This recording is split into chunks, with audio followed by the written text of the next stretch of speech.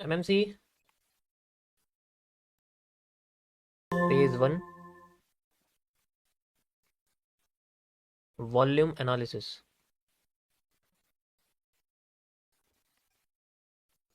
देखो पहले तो ये समझो, मैं आज तुम्हें सप्लाई डिमांड को रिवाइज करा रहा हूँ और कुछ की पॉइंट्स भी बताऊंगा जिससे आपके बहुत सारे जो डाउट्स हैं वो क्लियर हो जाएंगे यहाँ पर। ठीक है। यही चीज़ जो मैं समझा रहा हूँ यही चीज़ आपको वहाँ भी देखने को मिलेगी जो आपको कंटेंट मिलेगा। ठीक है।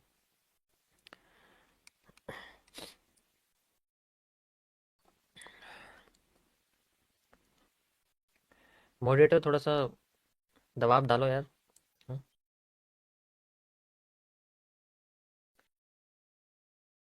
हम्म।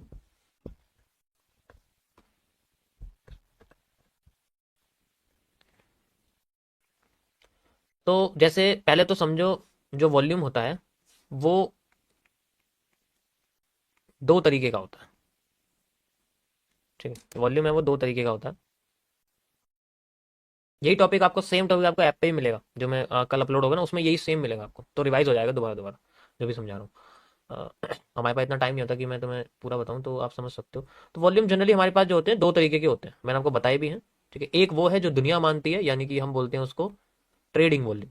ये अलग तरीके का होता है, इससे हमें कोई मतलब नहीं है, ये किसी काम नहीं आता। अगर मैं अपनी बात करूं, मेरे तो किसी काम नहीं आता। एक होता है होल्डिंग वॉल्यूम, ये ही काम आता है बस। ये भी नहीं कि इसका थोड़ा सा हिस्सा काम आता है, नहीं नहीं नहीं नहीं नहीं नहीं नहीं। ये पूरा काम आता है, सारा खेल ही इसी का है। ट्रेडिंग वॉल्यूम वो होता है जो मार्केट में सेम टाइम में ऊपर नीचे ऊपर नीचे ऊपर नीचे मार्केट होती रहती है, होती रहती है, होती रहती है, होती रहती है। ठीक है। इससे कैंडल के साइज से कोई फर्क नहीं पड़ता। ट्रेडिंग वॉल्यूम का मतलब होता है कि जैसे मान के चलो अभी एक कैंडल बनी है ये वाली। ठीक है। ये एक कैंडल बनी हुई है। ओके। इसके बाद नेक्स्ट कैंडल बनती है, मैं तुम्हें पहले चार्ट पे बता रहा हूँ। अब नेक्स्ट कैंडल, मान लो यहां से लेके यहां तक का जो प्राइस है, यहाँ है 100 और यहाँ है 200, मान लो एग्जांपल के लिए। देखिए ये पॉइंट का डिफरेंस है। तो मार्केट पहले 100 पॉइंट ऊपर जाती है, फिर 100 पॉइंट नीचे जाती है। ठीक है। यहाँ पर आपके सामने जीरो है, जैसे मैं बोलूँ 100 पॉइंट ऊपर जाती है, 100 पॉइंट नीचे जाती है, फिर यहीं आ जाती है। कैंडल की बॉडी क्या है, जीरो। लेकिन इसका ट्रेडिंग वॉल्यूम कितना हो गया, 100 ऊपर गई 100 नीचे गई, तो ट्रेडिंग वॉल्यूम हो गया यहाँ पर 200 पॉइंट का। This is called the trading volume. अब जितना हम इसमें लॉट लेते हैं वो उससे मल्टीप्लाई करके पैसे में आ जाता है, रुपए में आ जाता है, डॉलर में आ जाता है। ठीक है। अब जैसे मान लो मैंने स्टैंडर्ड लॉट लिया है, एक लॉट लिया है किसी भी करेंसी में, जैसे मान लो फॉरेक्स के ब्रोकर्स के अंदर एक लॉट लिया हुआ है मैंने। तो अगर मार्केट 200 पॉइंट हिलेगी तो इसका मतलब है $200 हिल गई। $200 का ट्रेडिंग वॉल्यूम बन गया। बॉडी नहीं बनी है इसकी, बॉडी छोटी सी, वो अलग बात है। इसी तरीके से मान लो एक और कैंडल यहाँ पर बनती है और उसके बाद ये 100 पॉइंट ऊपर जाती है और फिर से 100 पॉइंट नीचे जाती है, लेकिन ये दोबारा से 50 पॉइंट ऊपर जाती है और फिर क्लोज कर देती है। अब यहाँ पर इसकी थोड़ी सी बॉडी बन गई। अब इन दोनों में पावरफुल कौन लग रही है, पावरफुल ये लग रही है, पावरफुल ये लग रही है। ठीक है। लेकिन अब ये इसका ट्रेडिंग वॉल्यूम इससे ज्यादा है, इसमें 50 है तो 250 का ट्रेडिंग वॉल्यूम हो चुका है, यानी कि वॉल्यूम इतना हो चुका है। ये किसी काम का नहीं है, ये बस मार्केट में ये बताता है कि भाई इस जगह पर ज्यादातर लोगों ने बाय सेल करी है। डिपेंड करता है कितने लोग इस जगह पर लेकर बैठे हैं। तो ये जो हिस्सा है ये ट्रस्ट पैदा करता है कि हाँ भाई मार्केट में 50 पॉइंट लोग लेके बैठे हैं, इसका मतलब ट्रेंड बाय साइड में जा सकता है, क्योंकि लोग होल्डिंग्स जो है वो बाय साइड में ज्यादा है। अब इसके अंदर 200 पॉइंट का ट्रेडिंग वॉल्यूम है, इसके अंदर 250 पॉइंट का ट्रेडिंग वॉल्यूम है। यहाँ 50 पॉइंट की वजह से ट्रेंड नहीं बनने वाला, नहीं। यहाँ ट्रेंड उसकी वजह से बनता है जिसमें बॉडी नजर आती है। और ये जो 50 पॉइंट होता है, ये जो 50 पॉइंट एक्स्ट्रा निकला है, इसी को हम लोग बोलते हैं होल्डिंग वॉल्यूम, जो लोगों ने होल्ड कर रखा है। The body of the candle is known as the holding volume. ये 50 पॉइंट ही हमारे लिए मैटर करते हैं, इसी को हम मेजर करते हैं, क्योंकि ट्रस्ट इससे पैदा होगा। अब मैं आपसे बोलूं, अगर एक कैंडल ऐसी है जो ऐसे बनी हुई है, ठीक है, ये दोबारा से 100 पॉइंट है यहाँ पर, ये यहाँ पर जीरो है, तो 100 पॉइंट ऊपर चली गई और फिर 100 पॉइंट नीचे आ गई और यहाँ जाके क्लोजिंग कर दी। अब ये क्या बन गई, एक एक डोजी जैसी बन गई। लेकिन अगर एक कैंडल है जो ऊपर जाती है और ऊपर जाके फिर अपने आप को क्लोज कर देती है, ये मारू बाजू बन गई। लेकिन इसके पास जो ट्रेडिंग वॉल्यूम सिर्फ 100 पॉइंट का, इसके पास ट्रेडिंग वॉल्यूम 200 पॉइंट का, क्योंकि ये ऊपर भी गई थी नीचे भी गई थी, 100 पॉइंट ट्रेवल करके 200 पॉइंट का यहां पर मार्केट ने अपना वॉल्यूम बना दिया। किस पे ट्रस्ट करोगे, कम पॉइंट वाले पे जिसकी बॉडी ज्यादा है, ज्यादा पॉइंट वाले में जिसकी बॉडी ही नहीं है? किस पे ट्रस्ट करोगे बताओ? एक मारू बाजू पे ट्रस्ट करोगे जो ग्रीन कलर की है, और एक बिना कलर वाली डोजी पे ट्रस्ट करोगे जिसका ट्रेडिंग वॉल्यूम ज्यादा है। समझ आया? ये ही है जिसको हम मेजर करते हैं।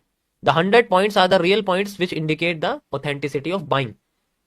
This is called the demand. और अगर इसी तरीके से मार्केट में हमें नीचे की साइड मूव दिखता है, वो रेड कलर का बनता है, दिस इज कॉल्ड सप्लाई। इसी को हम लोग होल्डिंग वॉल्यूम कहते हैं, और इस होल्डिंग वॉल्यूम का नाम होता है सप्लाई, इस होल्डिंग वॉल्यूम का नाम होता है डिमांड। डिमांड का मतलब होता है कि यहां पर लोगों ने होल्डिंग रखी तो अब आगे जाके डिमांड क्रिएट होने वाली है, एक मूव आने वाला है, ऐसी चीज को हम लोग डिमांड कहते हैं। हम लोग और ज्यादा मांग रहे हैं। सप्लाई का मतलब है यहाँ पर मार्केट में कुछ चीजें बेची गई हैं, फिर और सप्लाई लेने की उम्मीद कर रहे हैं। समझ आया? चलो तुम्हें ट्रेडिंग वॉल्यूम का कुछ इंडिकेशन दिखाता हूँ किस तरीके से काम करता है। ठीक है, जैसे मेरे पास यहाँ पर जो है, मैं यहाँ पैसे तो बिटकॉइन में लगता नहीं है पर फिर भी मैं लगा देता हूँ। वॉल्यूम का मैं इंडिकेटर लगा रहा हूँ, ये नॉर्मल वॉल्यूम का इंडिकेटर है। ठीक है, इसमें नहीं लगेगा, मैं दूसरे में लेके चलता हूँ। गोल्ड में लग चुका है। अब यहाँ पर अगर आप देखोगे, आपको फर्क दिखाता हूँ, फर्क क्या होता है, किस तरीके से हम लोग आइडेंटिफाई करते हैं। ठीक है,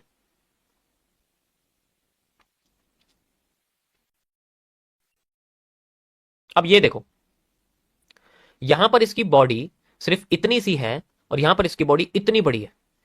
इसकी इतनी सी बॉडी का जो नीचे वॉल्यूम है, या जो ग्रीन आपको दिख रहा है हिस्सा यहाँ पर, कितना ज्यादा वॉल्यूम है। दिस इज ट्रेडिंग वॉल्यूम, यानी कि इस जगह पे मार्केट ने ज्यादा बाय करी है, फिर सेल कर दी, फिर बाय कर दी, फिर सेल कर दी, फिर एंड में थोड़ा सा वॉल्यूम होल्डिंग का छोड़ दिया कि आप भी थोड़ी सी क्वांटिटी छोड़ देते हैं। यहां पर मार्केट में ट्रेडिंग वॉल्यूम में उतना जितना मूवमेंट है, बस एक बार मार्केट ने ओपन करी नई कैंडल, ऊपर जाके क्लोज कर दी, कोई ज्यादा मूवमेंट नहीं दी, इसलिए इसका ट्रेडिंग वॉल्यूम नीचे देखो छोटा है, जबकि इसकी बॉडी बड़ी है। तो दिस इंडिकेट द बाइंग। ऐसे रियलिटी पता लगती है हर ट्रेंड की। ट्रेडिंग वॉल्यूम ज्यादा होने से ट्रेंड नहीं आता कभी भी, होल्डिंग वॉल्यूम ज्यादा होने से फर्क पड़ता है। ये तो बस एक इंडिकेट करती है कि हाँ भाई इस जगह पे ज्यादा बाय सेलिंग हुई है, बस। तो ये आपको एक नॉर्मल ट्रेडिंग वॉल्यूम निकाल के दे देगी कि अगर 4 पॉइंट की हुई है, मान लो 20 पॉइंट की हुई है, तो 20 पॉइंट को प्राइस से मल्टीप्लाई कर देते हैं, उतना वॉल्यूम निकल के आ जाता है। ये इस तरीके से कैलकुलेट करता है। समझ आया? This is how market creates trading volume. अब ये यहाँ पर जो आपको दिखा रहा है, ये 20 पॉइंट दिखाएगा। देखो अभी मैंने मेजर करा, ये देखो यहाँ पर आप देखोगे, यहाँ पर ये जो हिस्सा आपको दिख रहा है ना, यहाँ पर देखना 20 पॉइंट दिखाएगा, दिखाओ ऊपर वॉल्यूम 20 पॉइंट। इसका मतलब क्या है कि 20 पॉइंट का यहाँ पर ट्रेडिंग वॉल्यूम है। अब अगर मैं इधर आ जाऊं तो यहाँ देखो, यहाँ 81 पॉइंट का ट्रेडिंग वॉल्यूम है, बढ़ गया ना। तो यहाँ पॉइंट्स फ्लोट होते रहते हैं, जिसकी वजह से मार्केट में वॉल्यूम बढ़ता है, वो भी ट्रेडिंग का। लेकिन इससे कोई फर्क नहीं पड़ता ट्रेंड में। समझ आया यहाँ तक? तो हमें मेजर क्या करना पड़ेगा? हमें मेजर करना पड़ता है body of the trend. Body ही हमें बताती है कि इसके अंदर कितनी शक्ति है और कितना कमजोर है। अब इस जैसे ट्रेड, अब देखो इस ट्रेडिंग, अब बताओ इसका यूज क्या है? कुछ भी यूज नहीं है मेरी नजर में, देखोगे ना इसका कोई यूज नहीं है। बस ये आपको ये पता है किस लिए यूज होता है। अगर मेरे हिसाब से देखें तो मेरे हिसाब से कोई यूज नहीं है इसका, मेरे हिसाब से बेकार है। अगर यूज होता है तो ये उस लिए यूज होता है जो मार्केट अगर स्मूथ चल रही हो, फिर वहां पर कंसोलिडेशन आ जाए, वहां ये यूज होता है। क्योंकि उस जगह पे मार्केट में ज्यादा मूवमेंट आती है, वॉलेटिलिटी को ये शो करता है। समझ गए? ओके, चलो अब नेक्स्ट करते हैं हम लोग आगे की चीज कि कैसे मेजर करा जाता है इसके बेसिस पे। तो जब हमें पता है कि हमारे पास होल्डिंग वॉल्यूम है, तो ट्रेडिंग वॉल्यूम का कोई यूज नहीं है, इसका कोई यूज नहीं है। देखो, होल्डिंग वॉल्यूम हमेशा ट्रेडिंग वॉल्यूम से छोटा रहता है, लेकिन ट्रेडिंग वॉल्यूम होल्डिंग वॉल्यूम से हमेशा या तो इक्वल रहता है या ज्यादा रहता है, वो कभी कम नहीं हो सकता। तो ट्रेडिंग वॉल्यूम बढ़ सकता है, ट्रेडिंग वॉल्यूम इक्वल हो सकता है, लेकिन ट्रेडिंग वॉल्यूम कभी कम नहीं हो सकता। होल्डिंग वॉल्यूम भी हमेशा ट्रेडिंग वॉल्यूम के बराबर रह सकता है, होल्डिंग वॉल्यूम कभी भी ट्रेडिंग वॉल्यूम से कम नहीं हो सकता और ज्यादा भी नहीं हो सकता। वो सेम रह सकता है अगर हो सकता है तो, वरना नहीं। चलो अब बात करते हैं इस होल्डिंग वॉल्यूम के बेसिस पे मैंने सप्लाई डिमांड को किस तरीके से यहां से मेजर किया था। तो यहां मैं सबसे पहले आपको डिमांड मेजरिंग दिखाने वाला हूं विद ए लाइन जिसका नाम मैंने रखा हुआ है QFL, the quantity following line. This line will represent the demand या सप्लाई। हम लोग ऐसी चीज यहां यूज करते हैं, तो हम बोलते हैं quantity following line. Got it? किस तरीके से काम करते हैं। अब अगर मार्केट में हमें मूवमेंट दिखती है डाउन की, और फिर बाद में अप की, फिर डाउन की, फिर अप की, फिर डाउन की, फिर अप की, फिर डाउन की, अब यहां से मार्केट हमें डिमांड क्रिएट करने वाली है, लेकिन हमें नहीं पता कि यहां से करेगी, यहां से करेगी। तो हमारे पास यहां से लेके यहां तक की सप्लाई है, ठीक है। हम लोग ये सप्लाई उठाते हैं और इसको यहां लगा देते हैं। अब इसका 50-40% तो यूज करते हैं, वो अलग बात है। अगर मैंने बोला 100%, यहां तक सप्लाई यहां तक आ जानी चाहिए पिछले वाले की। हम यहाँ पर जो मेजरिंग है वो बॉडी से करते हैं और बॉडी तक खत्म कर देते हैं। और फिर मार्केट अगर मैं रेस्पेक्ट करती है इस जगह पे आके, तो यहाँ आके वो वही पैटर्न बनाना चाहिए जहां वो यहाँ बनाई थी या यहाँ बनाई थी। रिसेंट के जो पैटर्न होते हैं वो कॉपी होने चाहिए।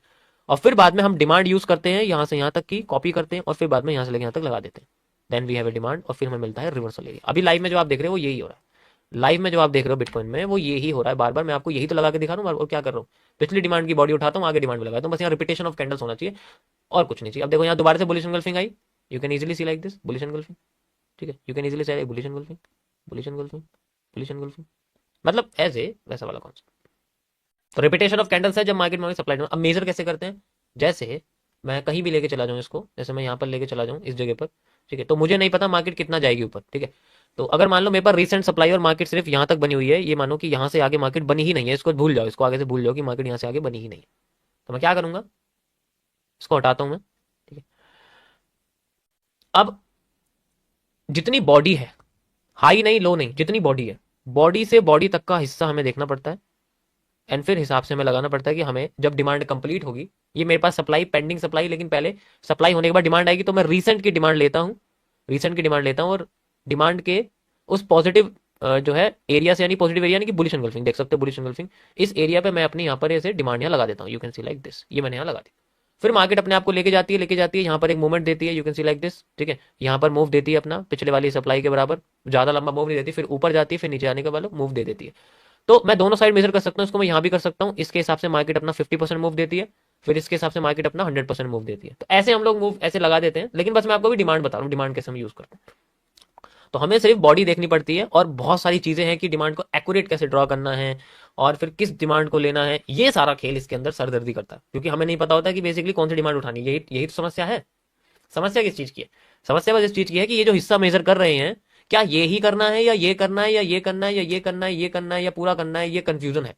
कि अगर मैं भी आपके सामने बोल दूं मैं तो इजीली कर पा रहा हूं, लेकिन अगर मैं किसी से बोल दूं तो वो खुद कंफ्यूज हो जाएगी, भाई मैं कौन सी लूं यार, ये वाली लूं, ये भी मैच कर रही है, ये वाली लूं, ये भी मैच कर रही है, ये वाली लूं, कौन सी लेनी पड़ेगी। यही तो खेल है सारे चीज का, इसी चीज में तो मजा है इसमें करने में।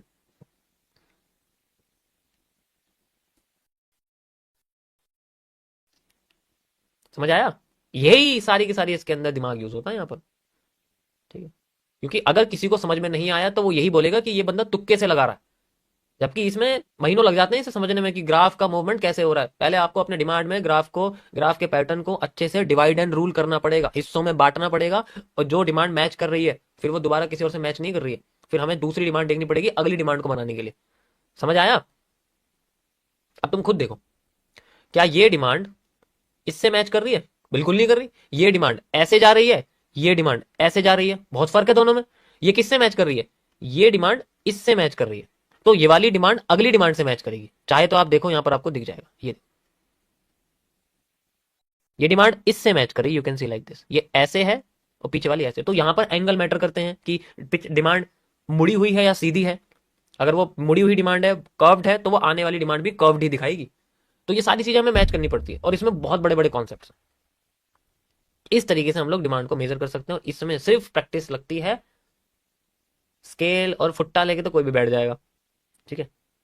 2 दिन काम करेगी, एक हफ्ता काम करेगी, अगले हफ्ते से 2-3 हफ्तों से 2-3 दिनों से 4-5 दिनों से ऐसा लगेगा कि यार कुछ भी मैच नहीं कर रहा है, हमेशा या तो वॉल्यूम बर्स्ट हो जाएगा, या उससे पहले रिकॉर्ड करके चली जाएगी, या कभी कैंडल ही नहीं बनाएगी।